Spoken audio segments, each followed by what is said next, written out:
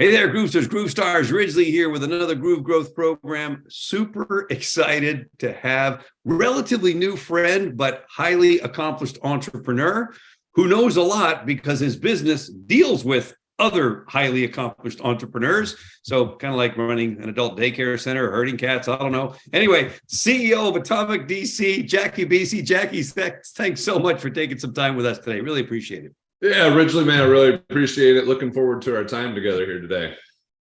Yeah, so what I love to do at the beginning of these things is take us back a little bit. What started you on the entrepreneurial path? Is it something that you moved from one space to another? Was it an early on thing? Was it, hey, I'm psychologically unemployable and can't work for anybody else? How did that work? Tell us. That might describe me now. I don't know about back then, but yeah, if you hit the rewind machine and go back about 24 years now, 25 years, something like that.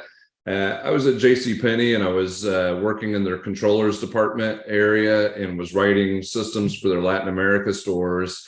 And JCPenney at the time was really ahead of the game when it came to internet. And so they needed someone to write their intranet for the controllers department.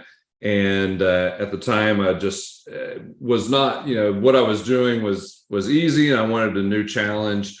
And started doing that. And this is back before anyone had, email addresses and those types of things like that. And I just kind of saw it. I was like, man, this is where the world is headed. The world is headed online. And so I built out that intranet, kind of saw what it was doing internally for communications inside of JCPenney. And just had that vision, I guess you would say, to see that this is where everyone's going to end up. And when I first started, that was, no one believed me. I promise you're going to need a website. No one believed me. I promise you're going to need to be on social media. No one, it's been one of those things like just throughout the whole career. It's like as I see these things coming. So I would say it's this. I would say it's having that vision to see where it was headed, and then also being young enough and maybe not smart enough to realize what I was stepping into, because I didn't have any formal business training. I went to school for accounting. So that was, I would say, the most of my business training doing that. And, that's kind of where I jumped off and got into it and literally just saw that that's where I was going to go. So I quit my job at JCPenney and opened up my first internet marketing company, like I said, probably 24 years ago or something, 25 maybe. Wow. So I want you to take us back a little bit to the early days, because first of all, congratulations. That takes some serious chutzpah, some serious guts to just say, hey, here's my cush job over here at JCPenney that I've got this down and don't even have to work all that hard, to I'm now jumping into the waters, shark-infested waters of entrepreneurship. How were those first days for you?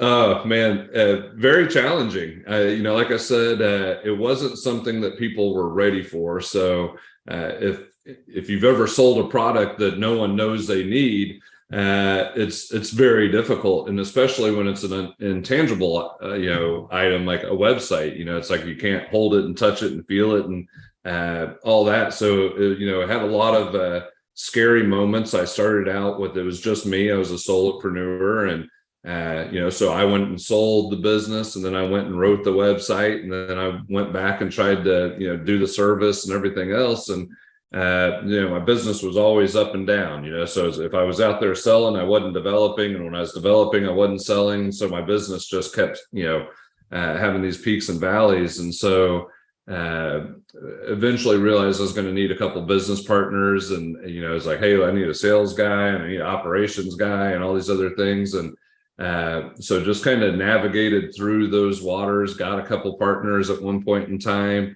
Our first employee was a kind of a funny thing. We brought a contractor on, and he enjoyed working with us so much that he literally walked into our offices with his computer under his one arm and a desk under the other. And he says, I like working with you guys so much that I don't care what you do, I'm working for you.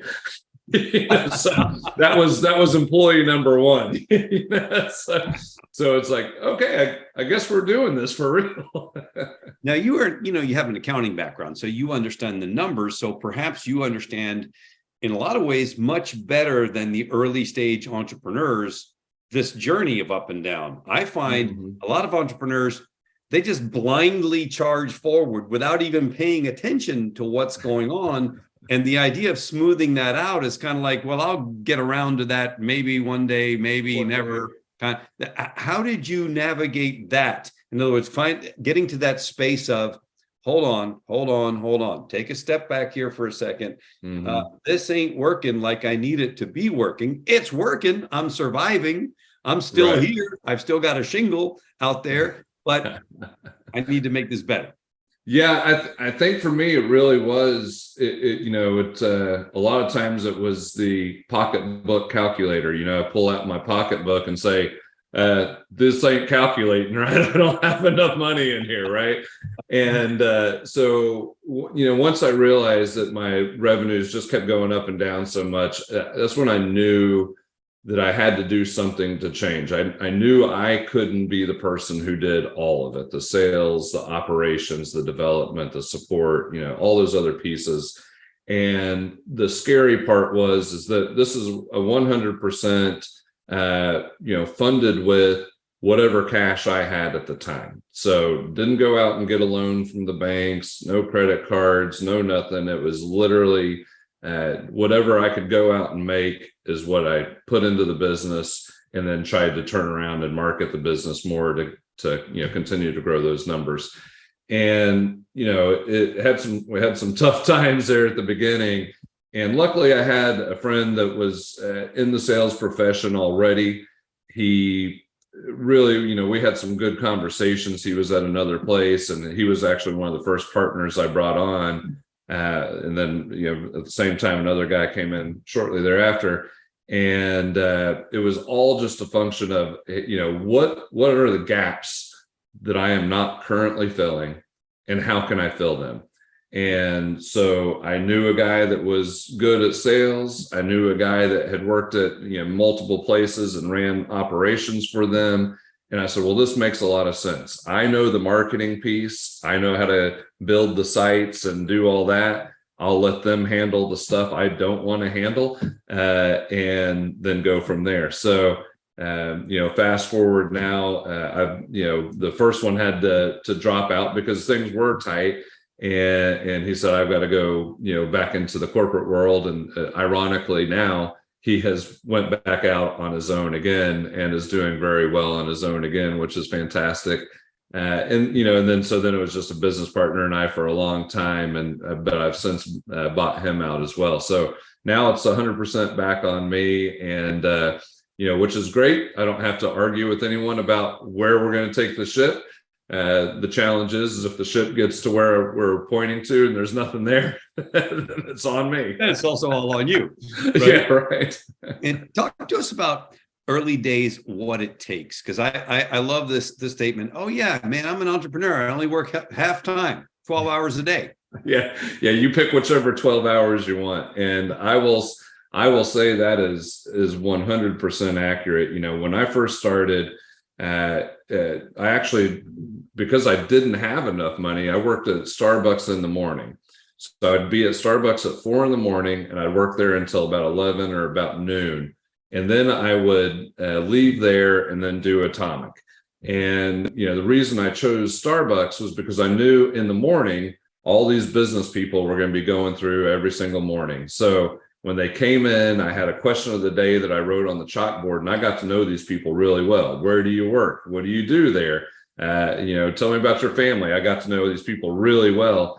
And as I did, I would identify people. I'm like, oh, that's someone I might be able to work with and do some work with. And I would tell them about Atomic and what we're doing, building these websites. And, back then it was still, really fresh and people didn't know who to go to get it done. And so I did that. And then I would work Atomic, and then I would go to networking meetings after my Atomic day was over, so I was going to all these, social media Dallas meetings and just all these different networking meetings that were going on at night. And my wife, Flora, she's like, "Are you ever going to be home, or like, what's going on here?" And so I actually started another networking group that met in the morning. It was called Social Media Breakfast at the time.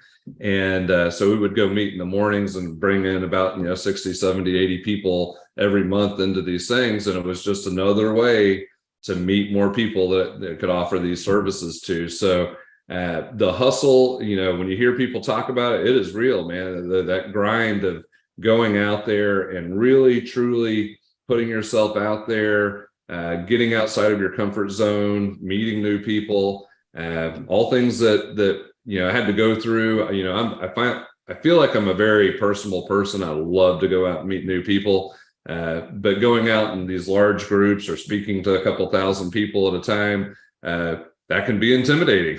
But you have to get past it. And once you have that vision, that dream of where you want to go, that really helps fuel that, I think. Well, you're a digital marketing expert, Jackie, and you serve elite clients on a regular basis.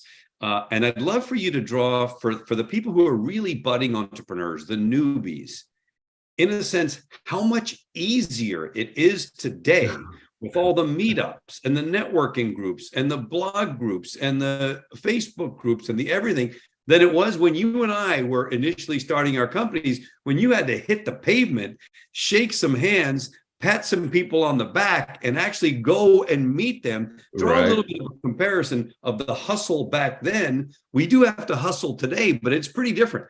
It's extremely different. And it's funny, I brought up that group, Social Media Breakfast, that we started. We actually turned it into a group called Dallas Digital Marketers. We actually had to close that down because, like I said, at one point in time, we were having 70, 80 people come to these meetings. COVID hits, and then all of a sudden, of course, those people start dwindling down. We got to a point where we're having 5 or 10 people. Well, then COVID, lifts and people are starting to get out and do more things again, but the attendance never came back. And that's because people have just changed how they do business. Number one, the younger people that are, entering this space and doing all this, they don't go to conferences like that so much to learn the things they want. They're going to YouTube or, just reading blogs or whatever else it is, podcasts. And so that, meeting people that way has just changed so tremendously. And, you nailed it. Right now, everything is digital. So, LinkedIn profiles and interviews like this, and just going on podcasts and participating in social media and all those other things, the hustle is still there. And I think I mentioned this before we even started our recording today, is, I always call it the elbow grease award. You really got to get in there and put the effort in to make those connections, make them meaningful. And there's, all these different ways to stay in people's minds now versus just this face-to-face that we used to have at these monthly meetings or weekly meetings that we would go to. And so now it's about getting creative and having your own brand that you can connect with people as you're doing this digital prospecting, if you will. Yeah, for sure. I remember my buddy, Mark Victor Hansen, he's a good friend of mine, started Chicken Soup. And I remember he and his partner, Jack Canfield, they literally did one radio. Now it's podcasting. Back then it was radio, one radio show per day for 18 consecutive months without missing a day. You got to hustle to get that many gigs. I'm telling you, right? Yeah. So based on your experience of going through all of that, doing the hustle, starting out literally working first thing in the morning to pay the bills, to keep the lights on, to then go in the afternoon to do your work, and then networking at night, and exactly what it takes, clearly paying the price, so to speak, which is, you read Think and Grow Rich or any of the other monumental works for personal development, professional development, top of the list for success. Are you willing to persevere and pay the price? Number one, what do you think are the top 1 or 2 characteristics that make a successful entrepreneur? One's, I think, something that I already kind of touched on earlier, and I think that's that vision of seeing something that needs a need that's out there that isn't being served properly, most efficiently, or at all in some instances. Seeing that and then having the belief that, hey, I can do this and go out there and accomplish that. It takes a lot of belief to actually be able to accomplish those things, to take that first step of leaving the JCPenney's or whatever else, wherever the person's at right now, taking that first step and believing in the vision that you have, if you can see that and where it's going. And then the next thing I think really that's helped me the most is mentorship. I participate in a group called Vistage, and it's a CEO peer networking group. It's actually how you and I met. And that's the one thing, if I could hit the rewind button and go back those 20 something years there that we're talking about, I didn't join Vistage until about 4 years ago. And before that, it was me and my business partners making all the dumb mistakes that you could possibly make when it comes to hiring, financial decisions, investment decisions, where we're going to put the money, how we're going to do it, whatever else. And having mentorship that we have, like through Vistage with all these other CEOs, and being able to ask them questions has saved me. And it's been a shortcut, really, of making all these mistakes and learning them the hard way versus just having a great friend that you've developed in these groups and saying, hey, what'd you do when you got to this point? Once you got to $1 million, what was your next hurdle? Like, what do I need to start planning for? What are these things? And that's something, if I could have had that 20 years ago, and my business partner at the time, and really it was just financial for us, like just paying to be in those kinds of things and get mentors, that's a hard thing to want to do sometimes. Oh man, I barely have enough money. Now I'm going to give all this money to this mentor or, whatever. But the value in that is, I can't underscore it enough. It's something that I have just learned so much and wish that I had, an extra 15 years, because then I'm like, where would I be now?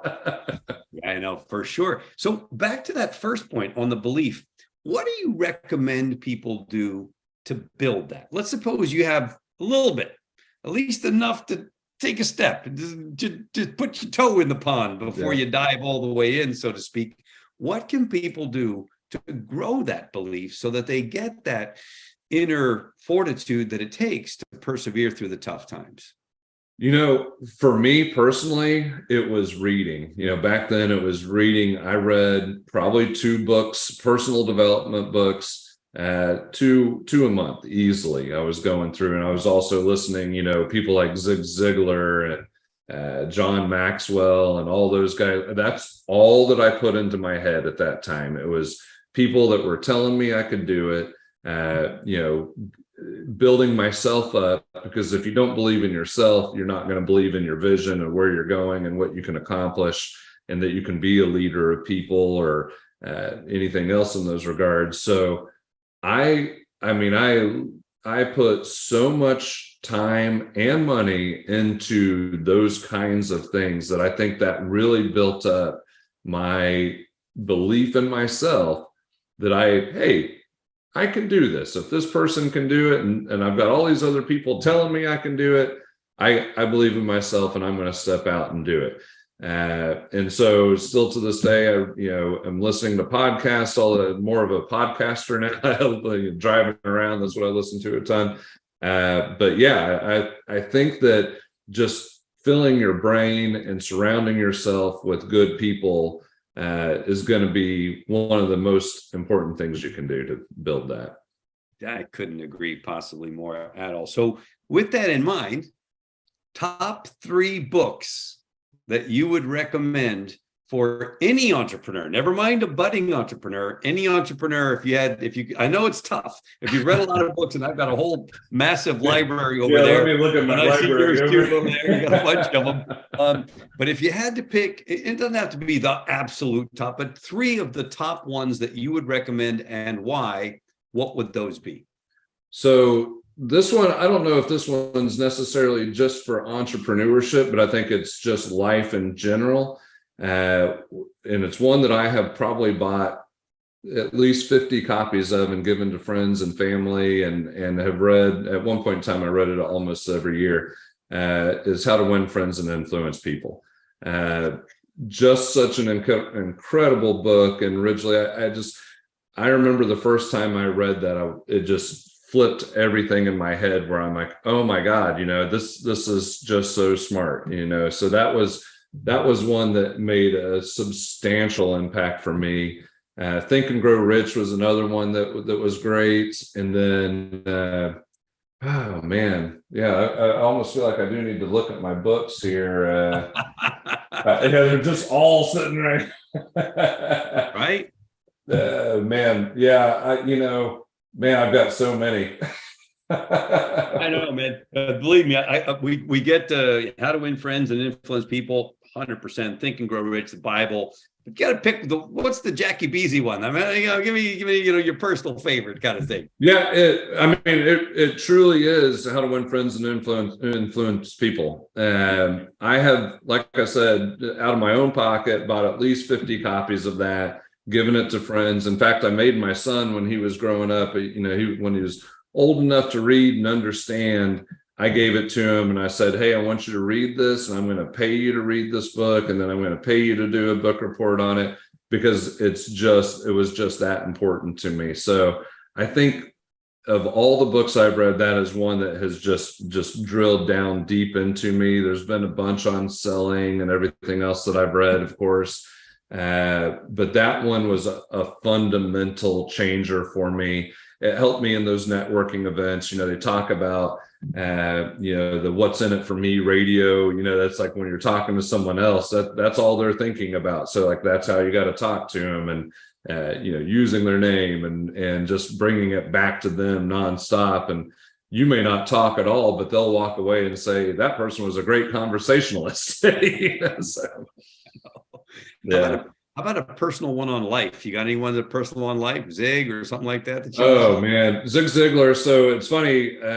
Ironically, I haven't read any Zig Ziglar books, but I've listened to all of his tapes. And at one point in time, I swear, if he got laryngitis or something, I could have went up on stage and given the speech for him, because I listened to him so much, and I had his little draw that he had and everything else. And so Zig Ziglar, goal setting ones, there was I think it was like a little 10. Yeah, look, I'm sitting here dating myself, right? Originally, I just said on tape.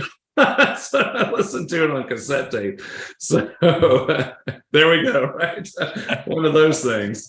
And so I listened to that everywhere I drove around, and that was also a huge one for me. Yeah, Jim Rohn was like that for me. I mean, that's got a chance, obviously, to work with Jim for a long time, which is very one of my greatest memories. But I know exactly what you mean. All right, so I love this question. We'll get some very interesting answers.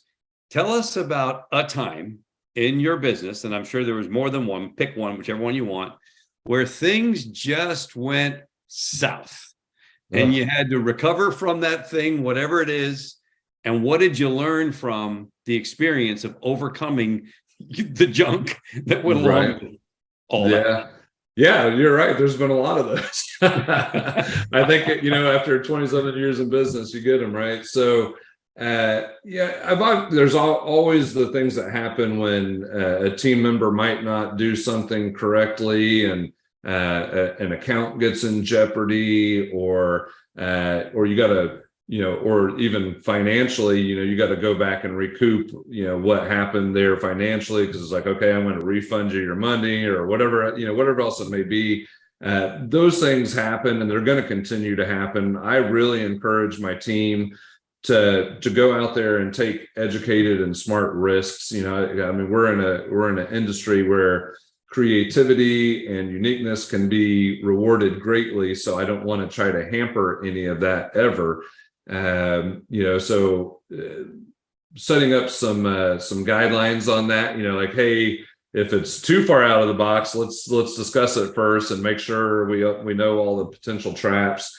But I would say probably one of the harder times kind of going through it, and now it's all worked out for the best now, was when I had a business partner. So the first business partner left, and then it was just me and one other. And at first I wanted three, because I thought, oh, this will make sense. Like, if I'm being an idiot, those two can tell me, hey, you're an idiot, and we can move on to something else. Or if one of them are being stubborn, the other two can put them in place. Well, then we lost the one. So then it was just 50-50 partners. And we had a lot of disagreements about, how to manage a team, or, how to grow the business, or where we should go, or what we should focus on.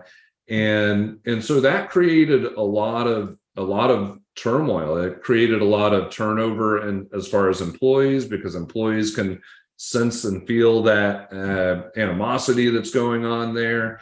And so we had a lot of challenges growing through that. And then finally, when I did end up buying this partner out, the other piece that I found out was things weren't where I thought they were. This person was doing mostly the operations, and we would have weekly meetings about where things stood and what was going on with, different accounts or whatever else it may be. And once you get all the reins to the buggy, you start to see some of the things that may have been hidden, throughout that process. And so there was some time, like when I first bought him out, that there were a lot of things that I did not know was going on inside of my business, even though I thought I did. And I was a very in tune business owner. That was something that was really eye-opening for me, because here I was thinking I was paying attention to the things that I needed to pay attention to, when I wasn't, getting back to that accounting and looking at the numbers and looking at all these different pieces. Well, there's just things that weren't in the books that should have been, or whatever else it may be. And so really learning what's important to look at, what are you really looking at? What are you measuring, and how are you measuring it? Really became something that has become very important to me as we grow and as we move forward. And so, setting up, like I said, those guidelines, and really, what are my KPIs? What are the things that I'm going to hold myself accountable to, and talk about with my mentors, to make sure that I'm keeping the eye on the right things, and not just doing things to feel busy or feel like I'm doing the work, when I'm not truly doing something that's moving the business forward. How do you deal with this? So I wrestle with this one. And as a fellow CEO running, a relatively small company, I wonder how you deal with this one. The total responsibility piece, the piece of, why don't people care more? Why don't people put their heart into this? Why don't people give it their all while they're doing what they're supposed to be doing? And then I have to have these talks with myself. You are the CEO. Everything is your responsibility. Whether you like it or not, the buck stops with you, period, end of story. And nobody else is going to get it, or it's never going to stop with them. How do you deal with that one? What do you do? How do you talk to yourself? What's that look like? Because all entrepreneurs have to take responsibility. At the end of the day, it stops with them. Absolutely. That is a tough one. That's a great question, Ridgely. One of the things that I've learned, and you said it, is, no one's going to care as much as you care when it's your business, right? It's just not going to happen. There's going to have something else. There's somewhere, someone else is trying to lure them into their company, whatever else it may be. Especially right now, talent, hard to find, right? So one of the things that I've done to kind of help me on that, and making sure that I'm accountable not only to myself but to my team, is through the mentorship that I've kind of already talked about with Vistage and those things. But then into the team, it has become abundantly clear to me the importance of having the right people on your team, and getting people out of the team who are not on the team. Even though they're on the team, they're not on the team. And so identifying what that is and making sure that they have the same values and vision as to where we're going. If you're in the rowboat and some people are rowing one way and the others are rowing a different, you're never going to get where you're trying to go. So we've done some things internally, just from a team standpoint, on building our culture. There's an app, I don't know if you've come across this in your journeys in Vistage, but CultureWise. And CultureWise is an app that we have an app that's on there, and we have 30 fundamentals as a company that are our core fundamentals of this is how we operate. And if that doesn't meet who you are or how you work, then you don't belong here. And we focus on a fundamental every single week. We start meetings out talking about that week's fundamental. The app has people checking in and reading it. Right now, what we're doing is I have team members writing what that fundamental means to them, and then we share it as a team so that we're all on there and sharing and rowing the same direction. So, with the combined, my accountability to my mentors and to myself and to my business goals where I'm trying to go, and then diving deeper into being accountable to my team for what's going to get us there. One of the things I'm always trying to remind myself is it's not just me and my family that's going through this journey. It's all the employees, it's all, the vendors that we use, and it's all of our clients. And if we are not doing the best we can, and I'm not doing the best I can, then the number of people that I'm adversely affecting is not a number I want to live with, so I make sure that I'm always doing what I can to be doing the right things and keep growing.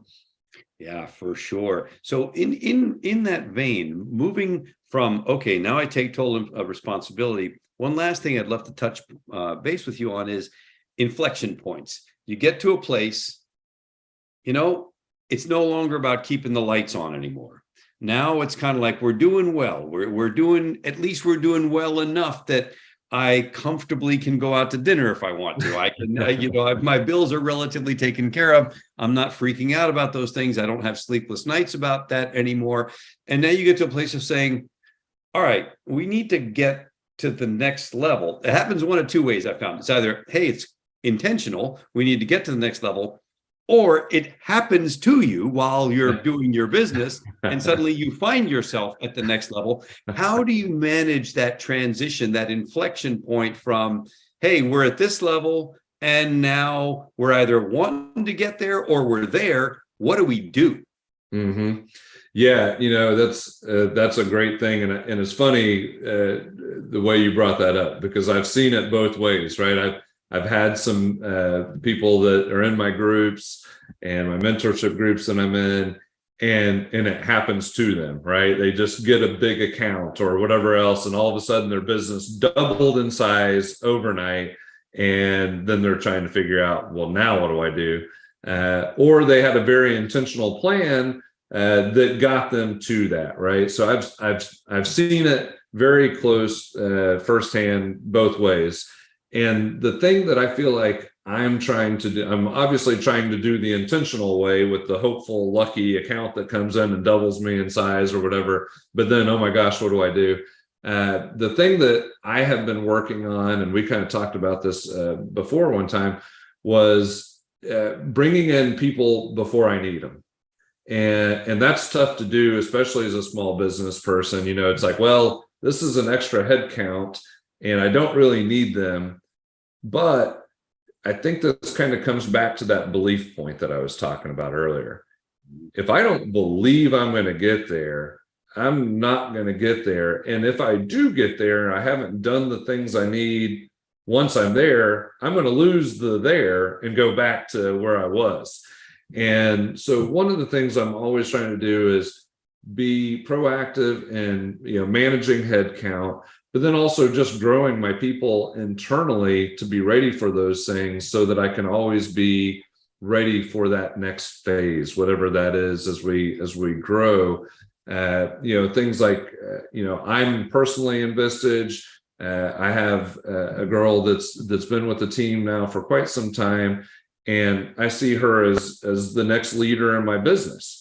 And so I'm putting money into her. So she's in a Vistage executive leadership group where they're, teaching her, hey, this is what leadership is like, and this is what you're going to do. And I'm putting the money into her so that she can be ready. Because if my people aren't ready for it, then the company's not going to be ready, and we're just going to falter back to where we were in this comfortable state. So I do always want to be pushing ourselves forward, and I'm always just trying to prepare for that next step by just raising the level of all the people that are inside my organization and the vendors and everything else that I work with. I just want to continue to bring the best of the best into the organization so that we can produce the best of the best.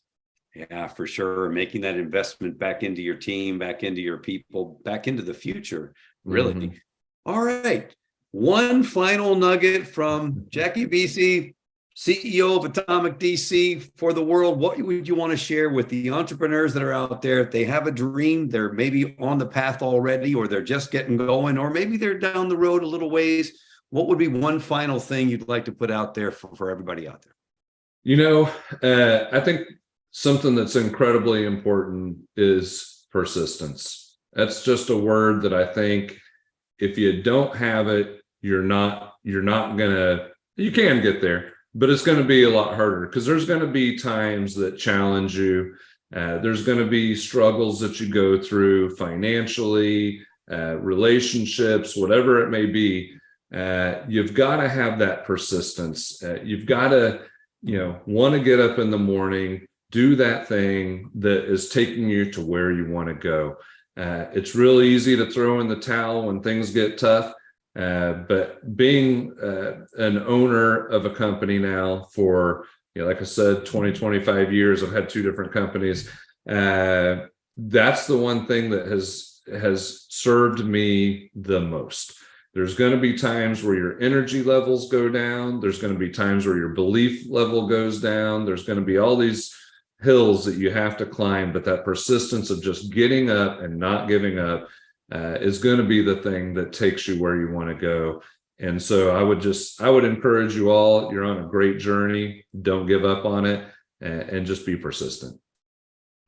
Jackie Bese, thank you very much for giving us some of your valuable time today. Really appreciate it. Lots of nuggets. I got like pages of notes over here as usual. Been writing notes. If you see me, I'm scribbling, writing notes, getting that stuff down because a lot of wisdom you share with us based on experience and coming from the real entrepreneur space of doing exactly what it takes and persisting to get there. Jackie, as a friend and a mentor, I appreciate you. Thank you so much for your time today. Ridgely, I appreciate it so much, man. Thank you for having me on with you.